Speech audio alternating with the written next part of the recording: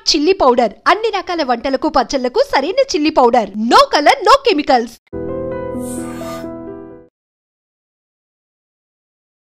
మన దగ్గర అదే అడగబోతున్నాను సార్. ఇప్పుడు ఇండియాకి diaspora is there with Israel and Iran.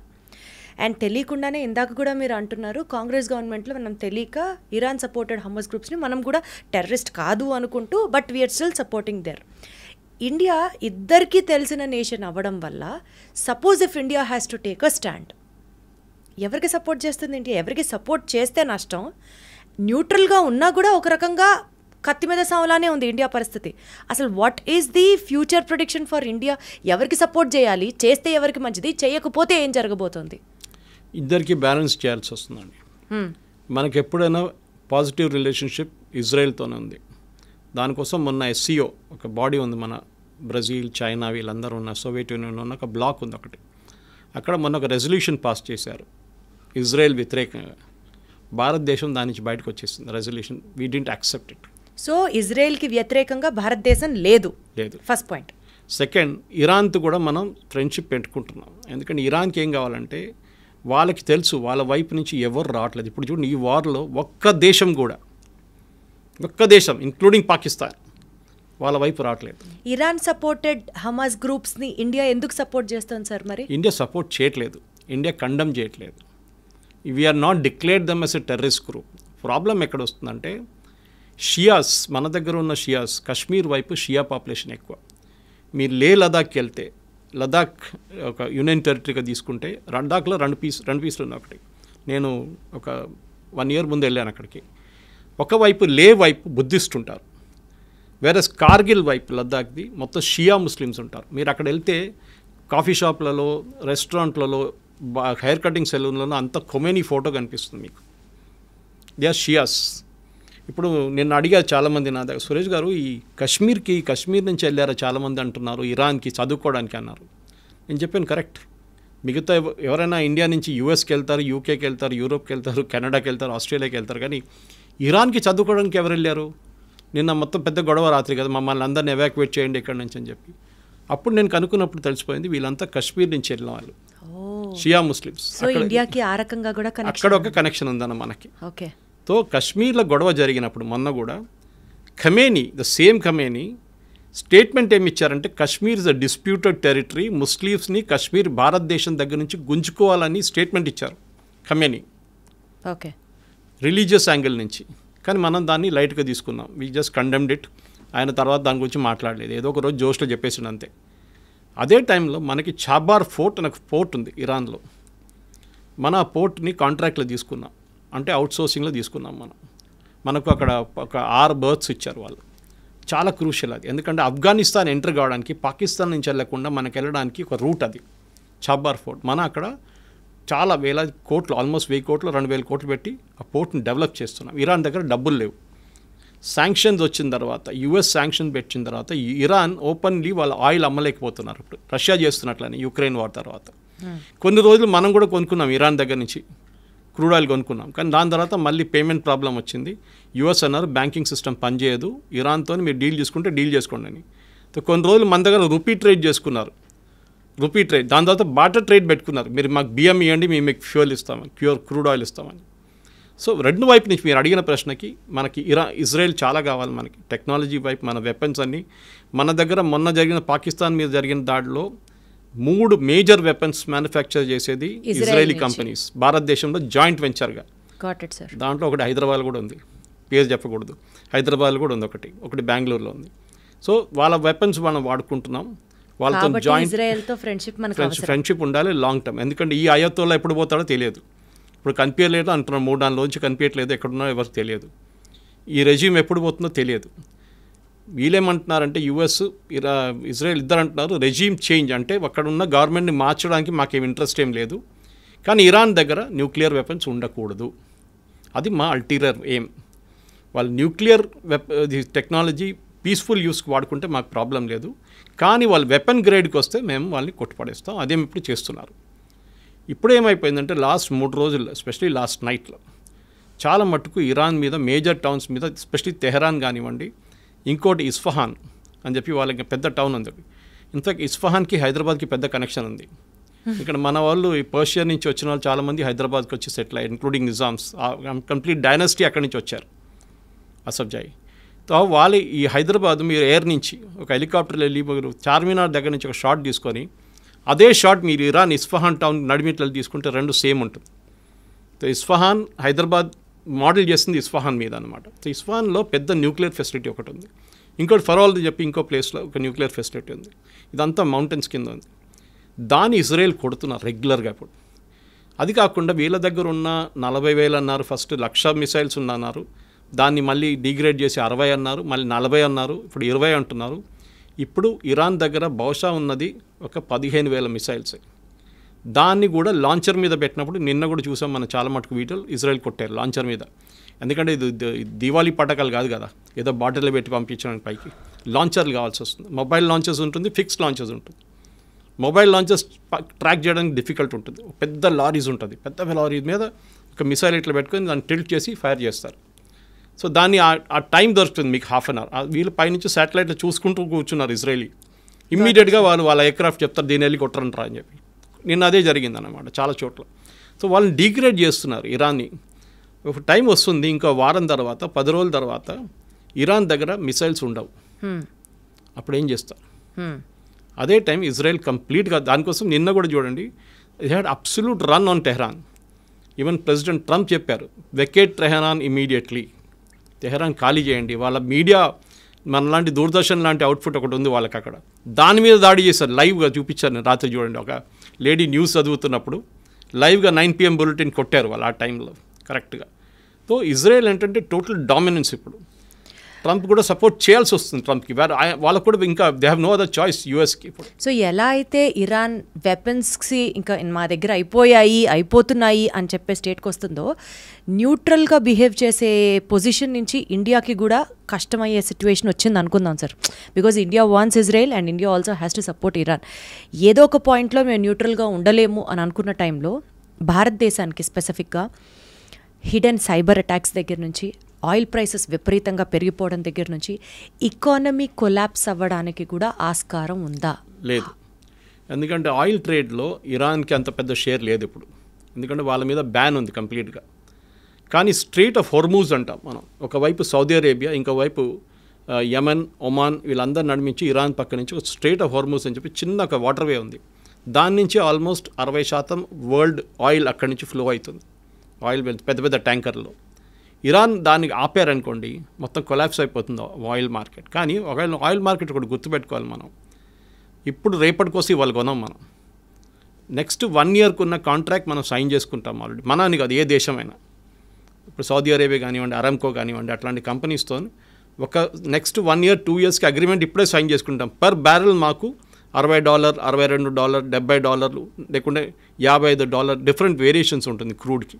Light crude, sweet oil అంటారు, బ్రెంట్ క్రూడ్ అంటారు, చాలా వేరియేషన్స్ ఉంటుందన్నమాట. మనం అగ్రిమెంట్ సైన్ చేసుకుంటాం, తెప్పించుకుంటాం, దాన్ని రీఫైన్ చేసుకుంటాం. రీఫైన్ చేసి మనం ఇండియన్ ఆయిల్ కానీ భారత్ పెట్రోలియం కానీ వీరందరూ తీసుకెళ్ళి వాళ్ళ బంక్లో ఫిలప్ చేసుకుంటారు. సో రేపటికి వచ్చే వారానికి ఎప్పుడు మనం క్రూడ్ కొనాం.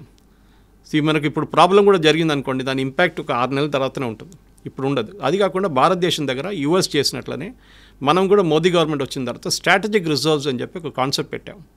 అంటే మంగళూరు వైపు, ఇంకోటి వైజాగ్ వైపు ఉందనుకుంటే, ఎక్కడని చెప్పట్లేదు, పెద్ద అండర్గ్రౌండ్ ట్యాంకర్స్ తయారు చేసుకున్నాం మనం. ట్యాంక్స్ పెద్దది, చాలా పెద్దది. అక్కడ ఏం చేసుకుంటాం అంటే ఒక రిజర్వ్, ఒక నెల కోసం ఉన్న క్రూడ్ ఆయిల్ అక్కడ రెడీగా పెట్టుకుంటాం మనం. దాంట్లో ఎంత పెద్ద గొడవ జరిగినా కానీ మనకు 1 నెల రోజులు 2 నెలల రోజులు నడిపించడానికి మన దగ్గర క్రూడ్ ఆయిల్ ఉంటుంది. సో ఆ ప్రాబ్లం ఉండదు. So we will never have a problem of crude oil problem. అది కాకుండా మన దేశం ఎకానమిక్ క్రాష్ అస్సలు ప్రసక్తే లేదు. ఎందుకంటే Iran is not a major power. Okay, అది మనం గుర్తుపెట్టుకోవాలి. ఇరాన్ దగ్గర ఉన్నది ఒకటి ఆయిల్ ఒక్కటే వాళ్ళ దగ్గర, ఇంకోటి వాళ్ళ దగ్గర ఉన్న మిసైల్ స్ట్రెంగ్త్, అది ఇప్పుడు చాలా మటుకు డిగ్రేడ్ అయిపోయింది కంప్లీట్గా. సార్ ఇప్పుడు బేసికల్గా ఇరాన్ దృష్టిలో ఇజ్రాయెల్ అనే ఒక నేషన్ ఎగ్జిస్ట్ అవ్వకూడదు అని ఒక డామినెన్స్ కోసం స్టార్ట్ చేసిన ఫైట్లో యుఎస్, యూకే, చైనా, ఈ 3 నేషన్స్లో సార్ ఏది అడ్వాంటేజ్ తీసుకొని ఆ మంటలో నిప్పులో ఆజ్యం పోయడం అంటారు చూడండి, ఆ ఆజ్యం పోసే దేశం ఏది? అండ్ పీస్ పేరుతో సైలెంట్గా పవర్ని గ్రాప్ చేసే స్కెచ్ ఏ దేశం వేస్తుంది సార్? మీరు యూకే, యుఎస్, ఇజ్రాయెల్ ఒక్కటే కలిసి పనిచేస్తున్నారు. ఎందుకంటే ఇప్పుడు ఇరాన్ నుంచి ఫైర్ చేసిన మిసైల్స్ మొన్న కూడా దాంట్లో 30% మిసైల్స్ని కొట్టిపడేస్తుంది యూకే, యుఎస్ అని కాకుండా ఈవెన్ జార్డన్ ఫైటర్ ఎయిర్క్రాఫ్ట్. మిగతా ఐరన్ డోమ్కి వచ్చేదాకా, ఇజ్రాయెల్ దగ్గర వచ్చేదాకా 70% మిగిలింది. దాంట్లో కూడా వాళ్ళు ఆల్మోస్ట్ 90% కొట్టిపడేశారు. 10% మిస్ అయిపోతుంది. ఇప్పుడు మనం కూడా మన పాకిస్తాన్ జరిగినప్పుడు మీరు చూస్తుంటారు, ఆకాశంలో కొడుతున్న షాట్స్ ఉన్నాయి చూడండి, అదే జరుగుతుంది.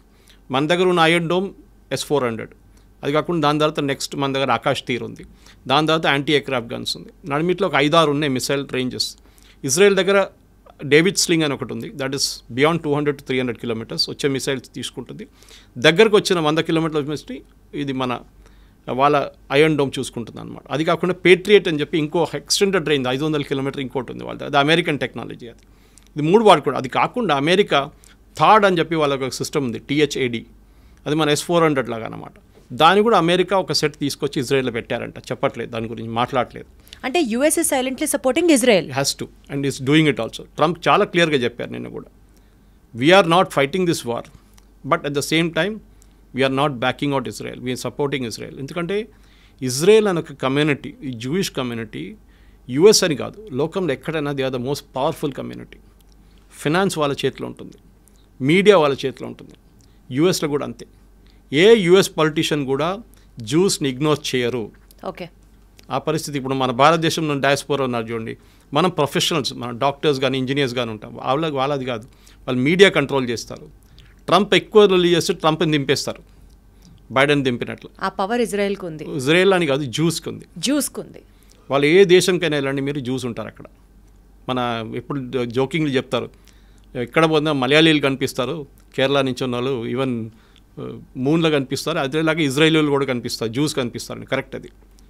And what about UK and China sir? China ఇప్పుడు ఏం చెప్పారండి, UK is part of this deal anyway. Okay, దాంట్లో డౌట్ లేదు. యూకే ఇస్ విత్ ఇజ్రాయెల్ అనమాట. వాళ్ళు చిన్న చిన్న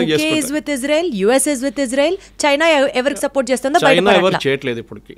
చైనా ఓన్లీ రెజల్యూషన్ పాస్ చేస్తుంది, మేము కండెమ్ చేస్తున్నాం, మేము అది చేస్తున్నాం, ఇది చేస్తున్నాం. ఎందుకంటే చైనాకి భయం ఏంటంటే, మేము దీంట్లో గిట్ట దడితే యుఎస్ వచ్చి అక్కడ వాళ్ళ తైవాన్ దగ్గర వచ్చి కూర్చుంటారు, యుఎస్ సౌత్ చైనా సీలో మమ్మల్ని మా షిప్ని పోనీయరు, మేము దీంట్లో గొడవ మాకు పెట్టక్కర్లేదు. వాళ్ళు ఓడిపోతున్న పార్టీతో మేమేం పెట్టుకోము ఇరాన్లో, వాళ్ళు ఓడిపోతారు, రేపు పారిపోతారు, ఆయన రష్యాకి వెళ్ళిపోతారు, ఎక్కడికి వెళ్తారో తెలియదు ఖమేని, కానీ వెళ్ళిపోతారు, గాయబైపోతారు అని ఒక కాన్ఫిడెన్స్. అంటే ఎవరికి ఇరాన్ మీద నమ్మకం లేదు ప్రస్తుతం. లేదు, ఎందుకంటే ఆ రెజీమ్ పవర్ పోయింది ఇప్పుడు. ఓకే, వాళ్ళు ఇన్ని రోజులు ఏమనుకున్నారంటే వీళ్ళు ఇన్విన్సిబుల్ పవర్, వీళ్ళ దగ్గర మిసైల్స్ 1,00,000 మిసైల్స్ ఉన్నాయి, వాళ్ళు ఈజీగా ట్యాకిల్ చేసుకోండి. ఇజ్రాయెల్ ఎట్లా అంటే వాళ్ళు 1 సంవత్సరం ప్లాన్ చేశారు ఈ ఆపరేషన్, రైజింగ్ లైన్ ఆపరేషన్. ఇప్పుడు మన జరుగుతున్న ఈ ఫైట్ కరెక్ట్గా ప్లాన్ చేసుకొని వాళ్ళు ఆ టార్గెట్స్ కొట్టారు. ఫస్ట్ ఆర్మీ జనరల్స్ మొత్తం వైప్అవుట్ చేసేసారు, రెవల్యూషనరీ గార్డ్ టాప్ టియర్ అంతా చేసేసారు. ఆలోచించండి, ఒక దేశంలో ఉన్న టాప్ మిలిటరీ కమాండ్ మొత్తం తీస్తే ఎట్లా ఫంక్షన్ చేస్తారు. సరే అని చెప్పి Khamenei next in command army చీఫ్ని అపాయింట్ చేశారు. ఆయన్ని 1 గంట సేపు ముందు కొట్టిపాడేశారు, ఇజ్రాయెల్ ఖతం చేశారు ఆయన కూడా. ఇప్పుడు ఆలోచించండి, భయపడతారు, కొత్తని పెడితే వాడిని కొట్టేస్తారు. సినవార్ అదేగా అయిందా, సినవార్ చనిపోయినప్పుడు వాళ్ళు ఇజ్రాయెల్ చంపిన తర్వాత వాళ్ళ బ్రదర్ని అపాయింట్ చేశారు, వాడిని 6 నెలలలోపు వాడిని కూడా కొట్టేశారు. అదే సార్, ఇజ్రాయెల్ మాస్టర్ మైండ్తో చూసుకుంటే ఇది కేవలం ఇజ్రాయెల్ వర్సెస్ ఇరాన్లా చూడాలా, లేకపోతే is this paving a way for third world war? Third world war ఇక్కడ జరగదండి, it's only a concept. First world war, second world war ఎందుకు జరిగింది? చిన్న కిడ్నాపింగ్ ఇన్సిడెంట్తో జరిగింది first world war. Second world war ఒక మిస్అండర్స్టాండింగ్తో స్టార్ట్ అయింది. దాని తర్వాత వీళ్ళందరూ వచ్చి పడ్డారు, జర్మనీ కానివ్వండి, ఫ్రాన్స్ కానివ్వండి, తర్వాత లాస్ట్ యూఎస్ కూడా వచ్చి పడ్డారు. అలా ఒక్కొక్క దేశం కలుసుకుంటూ వెళ్తే వరల్డ్ వార్ ఎప్పుడు జరగదు. ఫస్ట్ ఆఫ్ ఆల్ అందరికీ first world war, second world వార్లో trade was not a big thing. ఇప్పుడు trade is very big thing. అందరికి భయం ఏంటంటే ఇప్పుడు ఏదైనా యుద్ధం వస్తే మా ట్రేడ్ పెద్ద దెబ్బతింటుందని. ఇప్పుడు చూడండి, యుక్రెయిన్ రష్యా 3 సంవత్సరాల నుంచి కొట్టుకుంటున్నారు. ఎవరైనా కలుస్తున్నారండి? ఎవరు కలవట్లేదు. రష్యాకి తెలుసు మేము ఇది గెలవలేము మొత్తం, కానీ యుక్రెయిన్ తెలుసు మేము కూడా గెలవలేము అని చెప్పి, కానీ కొట్టుకుంటున్నారు. అదే సార్, ఒక్కొక్కళ్ళ శత్రువు ఒక్కొక్కళ్ళకి మిత్రుడు అవుతారంటారు కదా. Enemies my friend. ఎగ్జాక్ట్లీ అలానే కనుక ఆలోచిస్తే ఇప్పుడు రష్యా అండ్ ఇజ్రాయెల్ ఫ్రెండ్స్ అయిపోతున్నారు, బికాజ్ ఆల్రెడీ వాళ్ళిద్దరు ఒకరికొకరు సపోర్ట్ చేసుకుంటున్నారు. ఇలా ఒక్కొక్క దేశం యాడ్ చేసుకుంటూ వెళ్తే రేపు ఒక పెద్ద విధ్వంసం జరుగుతుందా అని భయం వేస్తుంది. లేదు, ఏం కాదండి, వాళ్ళ సెల్ఫిష్ ఇంట్రెస్ట్ చూసుకుంటున్నారు. రష్యాకి ఇప్పుడు టైం లేదు. రష్యాకి వాళ్ళ దగ్గర ఉన్న యుక్రెయిన్తో ప్రాబ్లం నడుస్తుంది. వాళ్ళు ఎవరిని సపోర్ట్ చేయడానికో ఎవరిని డిఫెండ్ చేయడానికి వెళ్ళరు. వాళ్ళ ఇంట్లోనే మంట పట్టుకుంది, వాళ్ళు చూసుకుంటున్నారు దాన్ని. ఇంకొక ఇంట్లో ఏం చూసుకుంటామని వాళ్ళు. So they will not do anything. China నేను చెప్పినట్లు బికాజ్ వాళ్ళ ఇంటర్నల్ ప్రాబ్లమ్, అమెరికాతో ఉన్న ట్రేడ్ ప్రాబ్లమ్స్ కానీ వాళ్ళు కూడా దీంట్లో వచ్చి పడ్డారు ఇప్పటికి. Present situation. They cannot help Iran also. మీరు మిసైల్స్ ఇచ్చినా కానీ వాళ్ళు ఇరాన్ వాడుకోలేరు ఇప్పుడు దాన్ని. ఆ టెక్నాలజీ డిఫరెంట్ ఉంటుంది. పాకిస్తాన్కి మొన్న ఇచ్చిన వాళ్ళ టెక్నాలజీ లాగా అయిపోతుంది. వాడుకోవడానికి పాకిస్తాన్కి తెలియదు ఎట్లా వాడుకోవాలని. వాళ్ళు వాడుకోలేకపోయారు వాళ్ళ డిఫెన్స్ సిస్టమ్స్ కానీ ఏదైనా చైనా దగ్గర తీసుకున్న ఎయిర్క్రాఫ్ట్ కానీ ఏదైనా కానివ్వండి. So Iran as a nation is finished. కానీ రెజీమ్ చేంజ్ జరుగుతుందా, లేకుంటే కొత్త లీడర్షిప్ టేక్ ఓవర్ చేస్తారా? ఆ కొత్త లీడర్షిప్ పాత లీడర్షిప్ కన్నా ఇంకా ఏం చెప్తారు, రిలీజియస్లీ ఇంకా కొంచెం అరెగెంట్ అయిపోతారా, ఇంకా కొంచెం ఏం చెప్తారు స్ట్రాంగ్ అయిపోతారని భయం ఒకటి ఉంది. ఇప్పుడున్న లీడర్షిప్ కొంచెం మోడరేట్ అనిపిస్తారు మీకు అప్పుడు అని చెప్పేసి దాన్ని చూస్తూ ఉండాలి మనం. ఎందుకంటే షా ఆఫ్ ఇరాన్ కానీ వాళ్ళ కొడుకు, ఇప్పుడు షా ఆఫ్ ఇరాన్ లేరు కానీ వాళ్ళ కొడుకు వాళ్ళ ఫ్యామిలీ రిటర్న్ రావచ్చు అంటే అది రాలేరు. ఇరాన్లో డెమోక్రసీ వస్తుందంటే అది కూడా డౌట్. మీరు గుర్తుపెట్టుకోండి, ఇరాక్లో వెళ్ళారు యుఎస్, ఏం చేశారు, మొత్తం ధ్వంసం చేసి సద్దాం హుసేన్ బయట పంపించింది, అక్కడ మెస్ అయిపోయింది. ఇప్పుడు కొంచెం స్టేబుల్గా ఉంది. లిబియాకి వెళ్ళారు, ఏం చేశారు, ఇదే పని చేశారు. సిరియాకి వెళ్ళారు, ఏం చేశారు, ఇదే పని చేశారు. ఆఫ్ఘనిస్తాన్కి వెళ్ళారు, అక్కడ కూడా మొత్తం ధ్వంసం చేశారు యుఎస్. సో యుఎస్ ఎక్కడ వెళ్ళినా కానీ అక్కడ ధ్వంసం చేసి వాళ్ళ ఎప్పుడైనా గుర్తుపెట్టుకోండి, US never fought a war on its soil. వాళ్ళ సాయిల్ మీద ఇవాళ దాకా ఒక ఫైట్ జరగలేదు. 2 సార్లు జరిగింది. ఒకటి పర్ల్ హార్బర్, జాపనీస్ పైలట్స్ వచ్చి వాళ్ళ మీద అటాక్ చేశారు, కామికాజ్ అటాక్ చేశారు. సెకండ్ 9/11 జరిగినప్పుడు. రెండిని యుద్ధం అని చెప్పలేము, కానీ సెకండ్ వరల్డ్ వార్ ఎండింగ్ వచ్చింది దాని తర్వాతనే. ఫస్ట్ పర్ల్ హార్బర్ జరిగిన తర్వాత న్యూక్లియర్ బాంబ్ తీసుకెళ్ళి వేశారు, మా మీద దాడి చేశారు కదా, మేము చేసి చూపిస్తామని చేసుకెళ్ళి. దానికోసం అమెరికా ఇప్పుడు కూడా ఇరాన్ అదే వాన్ చేస్తున్నారు. మా బేసెస్ ఉంది ఖతార్లో, వీళ్ళ చాలా పెద్ద బేస్ ఉంది యూఎస్ది. సౌదీ అరేబియాలో పెద్ద బేస్ ఉంది. మీరు you name it and the bases there. యూఎస్కి 15 బేసెస్ ఉన్నాయి వెస్ట్ ఏషియాలో. పెద్ద వాళ్ళ 20 ఎయిర్క్రాఫ్ట్లు, మొత్తం అమెరికన్ సిటీ లాగా ఉంది వాళ్ళ దగ్గర. దాని మీద దాడి చేస్తే మేము మిమ్మల్ని ఫినిష్ చేసేస్తాము, మీరా హూతీలా ఎవరైనా కానివ్వండి అని. అదొక భయం ఇరాన్కి ఉంది. ఎలాగో అమెరికా డైరెక్ట్గా సపోర్ట్ ఇజ్రాయెల్కే చేస్తుంది. సో ఇరాన్లో పెట్టుకోదు, ఒకవేళ పెట్టుకోదలుచుకున్నా Iran will be finished with the help of Israel automatically. సరే, ఈ నేపథ్యంలో ఏ మిసైల్ ఎప్పుడు పేలుతుందో తెలీదు ఇరాన్ మీద. ఇరాన్ రెజీమ్ ఎంత మారుతున్నా, ఆ చేంజింగ్ ఓవర్ చూసుకుంటున్నా సరే, but still if Israel is very specific about Iran finish చేసే నేపథ్యంలో one shocking incident where India should also be equally ready for or well equipped for, foresee చేసుకుంటూ India కూడా జాగ్రత్త పడాల్సిన సిచ్యువేషన్ ఏమైనా మీ ప్రెడిక్షన్లో ఉందంటారా? What you have to say about it? Nuclear, ఎందుకంటే ఫోర్డ్రో కానివ్వండి, వాళ్ళది నాన్స్ 2 న్యూక్లియర్ ఫెసిలిటీస్ మీద దాడి జరుగుతుంది. ఆల్రెడీ కొంచెం లీకేజ్ ఉందని చెప్తున్నారు నాన్స్ ఫెసిలిటీ నుంచి. అది చాలా డేంజరస్, ఎందుకంటే న్యూక్లియర్ లీక్ ఒకసారి మొదలైతే దానికి ఎండ్ ఉండదు. 500 కిలోమీటర్ ఎక్స్టెండ్ చేసుకోవచ్చు, 1000 కిలోమీటర్ దాకా వెళ్ళచ్చు. దానికోసం పాకిస్తాన్ మీద మనం ఎప్పుడు డైరెక్ట్ వాళ్ళ న్యూక్లియర్ అసెట్స్ మీద దాడి చేయం, ఇండైరెక్ట్గా చేస్తాం మనం. ఎందుకంటే అది ఒకసేపు గాలి కొట్టి రాజస్థాన్ వైపు వస్తే మొత్తం రాజస్థాన్ ఫినిష్ అయిపోతుంది రేపు. సో న్యూక్లియర్ అనేది చిన్నపిల్లల ఆట కాదు, and we should be very very careful. Handle చేస్తున్న నేషన్ మనకు థ్రెట్ లేదు, కానీ న్యూక్లియర్ ఎక్స్ప్లోషన్ జరిగిందనుకోండి, దాని చుట్టుపక్కల 500 కిలోమీటర్ దాకా దాని ఇంపాక్ట్ ఉంటుంది. దానికోసం ఇజ్రాయెల్ ఇప్పుడు కూడా వాళ్ళ అసెట్స్ మీద దాడి చేయట్లేదు. వాళ్ళ ఎంట్రన్స్, మనం కొట్లనే ఎంట్రన్స్లో కొడుతున్నారు దాని, ఎందుకంటే అన్ని మౌంటైన్స్ లోపల ఉంటుంది. సో దాని లోపలికి పంపించి మిసైల్ కొడుతున్నారు. ఏమైనా కంటామినేషన్ ఉంటే కంటామినేషన్ ఆ మౌంటైన్ లోపల ఉండిపోతుంది. దాని తర్వాత కాంక్రీట్ వేసి సీల్ చేయొచ్చు. చెర్నోబిల్ మీకు అందరికి గుర్తుంటుంది, మనందరికీ. చెర్నోబిల్ న్యూక్లియర్ ప్లాంట్ బ్లాస్ట్ అయినప్పుడు ఇప్పుడు కూడా నెక్స్ట్ 2000 సంవత్సరాలు కూడా దాని పక్కన ఎవరు ఉండలేరు 500 కిలోమీటర్ దాకా. దాని న్యూక్లియర్ ఇంపాక్ట్ ఇప్పుడు కూడా జనరేషన్స్కి ఫీల్ అవుతుంది. క్యాన్సర్ లాంటి పెద్ద పెద్ద రోగాలు, పిల్లలు అసలు పుట్టినప్పుడు కాళ్ళు ఉండవు, చేతులు ఉండవు, ఇట్లాంటి చాలా ప్రాబ్లమ్స్ ఉంటుంది. సో న్యూక్లియర్ అనేది చిన్నపిల్ల బ్యాలిస్టిక్ మిసైల్ లాగా కాదు. న్యూక్లియర్ టెక్నాలజీ అనేది డిఫరెంట్ బాల్ ఇంపాక్ట్ ఉంటుంది. దానికోసం ఎవరైనా కానివ్వండి, దానికోసం ఇజ్రాయెల్ కూడా తెలుసు ఎక్కడ దాకా కొట్టాలో వాళ్ళు కొడుతున్నారు. దాని తర్వాత అమెరికా చూసుకుంటారు మిగతా అని చెప్పేసి. సో అమెరికా ఏం చేస్తారంటే ఇప్పుడు బహుశా ఏం జరగబోతుందంటే, ఆల్రెడీ ట్రంప్ G7 నుంచి రిటర్న్ వచ్చేసారు, జల్దీ 1 డే ముందే వచ్చేసారు. ఏం చేయబోతున్నారంటే they will hold the nuclear assets, transfer చేసుకుంటారు. ఇప్పుడు పాకిస్తాన్ దగ్గర కూడా అదే చేశారు. పాకిస్తాన్ న్యూక్లియర్ అసెట్స్ మీద అమెరికా పట్టుంది, ఎందుకంటే అది తాలిబాన్ దగ్గర దొరికింది అనుకోండి ఫినిష్డ్. తాలిబాన్ రేపు తీసుకొచ్చి యూఎస్ మీద వేస్తారు. వాళ్ళకి అది భయం ఉంది ఒకటి, ఎవరు టెర్రరిస్ట్ చేతిలో పడకూడదు. అది మెయిన్ స్ట్రాటజీ. అది ఇజ్రాయెల్ ఉండేవండి, యూఎస్ ఉండేవండి, యూకే ఉండేవండి, మనం కూడా అంతే. న్యూక్లియర్ కమాండ్ అనేది ఒక డెమోక్రటిక్ గవర్నమెంట్లో డిఫరెంట్ ఉంటుంది. ప్రైమ్ మినిస్టర్ దగ్గర న్యూక్లియర్ బటన్ ఉంటుంది లాంచ్ చేయాలంటే, కానీ ప్రైమ్ మినిస్టర్ మోదీ సపరేట్ ఆ బటన్ ప్రెస్ చేయలేరు. ఒక చైన్ ఆఫ్ కమాండ్ ఉంటుంది. చాలామంది అప్రూవ్ చేసి లాస్ట్లో బాంబింగ్ కోసం అప్రూవల్ వస్తుంది అనమాట. అండ్ మనకు already no first use policy ఉంది. సో మనం ఇప్పుడు వాడం కానీ మన దగ్గర 180 దాకా రెడీమేడ్ మిసైల్స్ ఉన్నాయి. దాన్ని అసెంబుల్ చేయడం పంపించడం. న్యూక్లియర్ మిసైల్స్ ఎప్పుడు అసెంబుల్ చేసి పెట్టరు, కానీ ఫిట్ చేయాల్సి వస్తుంది అనమాట. వార్ హెడ్ అది మిసైల్ ఉంటుంది, దాని మోటార్ ఉంటుంది, దాని మిగతా పార్ట్స్ ఉంటుంది, లాస్ట్ వార్ హెడ్ ఉంటుంది. దానిలో నార్మల్ బాంబ్ పెట్టచ్చు, న్యూక్లియర్ బాంబ్ పెట్టచ్చు. కానీ న్యూక్లియర్ బాంబ్ ఎవరు వాడరు. I keep repeating this. So ఒక థ్రెట్గా వాడుకుంటారు కానీ ఎప్పుడు న్యూక్లియర్ వాడరు ఎవరు, ఏ రెస్పాన్సిబుల్ నేషన్ అయినా కానీ. సో ఈ విషయంలో భారతదేశం జాగ్రత్తగా ఉండాలి, పాయింట్ నెంబర్ 1. అండ్ దీనికంటే మోస్ట్ ఇంపార్టెంట్లీ పీస్ ఎస్టాబ్లిష్ అవ్వడం ఇంకా ఇంకా ఇంకా బెటర్ సార్. అట్లీస్ట్ మనకి చాబార్ ఫోర్ట్ ఎక్కడ పోకూడదండి. వీ నీడ్ చాబార్ ఫోర్ట్, చాలా ఇంపార్టెంట్. ఎందుకంటే మనకి సోవియట్ యూనియన్ ఆ రీజన్లో ఆఫ్ఘనిస్తాన్ కన్నా కొంచెం పైన మనకి ఇప్పుడున్న రిలేషన్షిప్ అజర్బైజాన్తో వీళ్ళు కొట్లాడబెట్టుకున్నాం. మన అర్మేనియాని సపోర్ట్ చేస్తున్నాం మనం. Armenia's technically Christian country, Azerbaijan is totally Islamic. దానికోసం పాకిస్తాన్ సపోర్ట్ చేస్తున్నారు. టర్కీ, అజర్బైజాన్, పాకిస్తాన్ వీళ్ళు ముగ్గురు ఒక ట్రయోకా అయిపోయారు పార్ట్నర్షిప్లో. సో అదే టైంలో అజర్బైజాన్ మీద దాడి జరిగి యుద్ధాలు జరిగింది అక్కడ కూడా. నగోర్నా కారాబాక్ అని చెప్పి పెద్ద ఒక ఏరియా ఉంది, దాని మీద పెద్ద గొడవ నడుస్తుంది మన కాశ్మీర్ లాగానే. సో దానికి సపోర్టింగ్ మనం చేస్తున్నప్పుడు and as per our reports, ఇప్పుడు మీడియాలో కూడా వచ్చింది, నేను సీక్రెట్గా ఏం చెప్పట్లేదు, we're got air base in Armenia, మన దగ్గర ఉందంట ఒక బేస్ అక్కడ. సో మనకి చాబార్ ఫోర్ట్ ఇరాన్ నుంచి, ఎందుకంటే గల్ఫ్ నుంచి వచ్చే షిప్స్ని మనం ఈవెన్ ఇండియా వైపు నుంచి వచ్చే షిప్స్ని డైరెక్ట్ ఆర్మేనియా పంపించడానికో లేకుంటే ఆఫ్ఘనిస్తాన్ పంపించడానికి మనకు ఒక రూట్ ఉంటుంది. ఇరాన్లో మనకు ఒక ఫేవరబుల్ రెజీమ్ ఉంటే, గవర్నమెంట్ రేపు వస్తే మనకు మంచిది.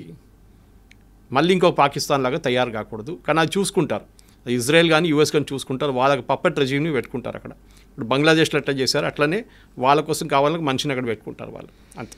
చూద్దాం సార్ ఈ ప్రొసీడింగ్స్ ఎక్కడి దాకా వెళ్తాయో. కానీ అసలు ఇదంతా it all started with Israel exist అవ్వడానికి వీల్లేదు అని చెప్పడానికి ఇరాన్ ఎవరు సార్?